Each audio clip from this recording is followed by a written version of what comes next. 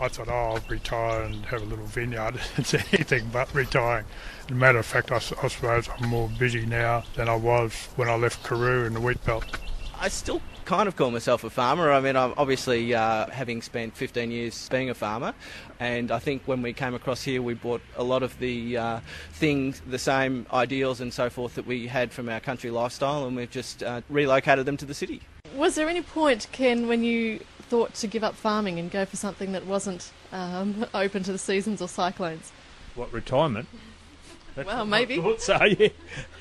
Well, we actually had the farm on the market prior to cyclone. I think later, when I became the Speaker of the House of Representatives, one of the skills that I think I'd learnt was handling cattle in the cattle yards. When you've got animals there that weigh several times your weight, and if they ever realised are very much stronger than you are, particularly the bulls, it's all about never showing fear.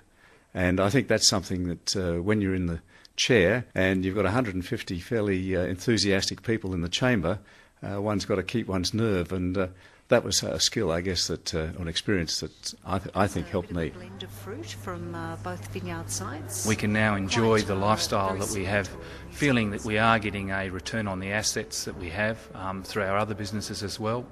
And so it makes life a little bit more comfortable and much more enjoyable, knowing that we don't have that burden of worrying constantly about scratching along trying to make a living purely off the farm. Why did you leave the land?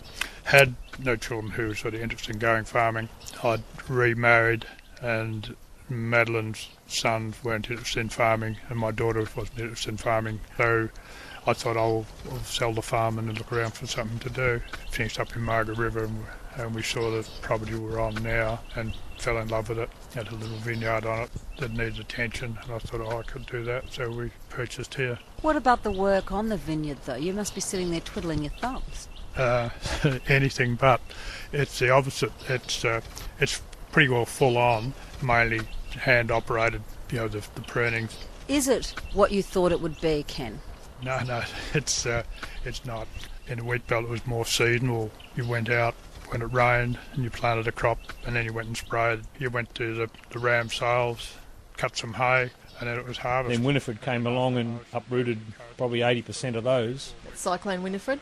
And then not too many years later, Cyclone Joy came along and removed the rest of the lychees. So we'd actually started planting some rambutans prior to Winifred. They were only been in the ground about 6 or 7 months, so we didn't get any damage on those. And then about 18 months after Winifred, we decided to buy it. Sit down! Let's sit down! We're heading off to school. It's about 12 degrees at the moment. So we're running up the hill pushing the kids up on their bikes. Is this a daily ritual for you? It has become a daily ritual, yes. It's most days we walk, unless it's raining. It's the best way to get them to school.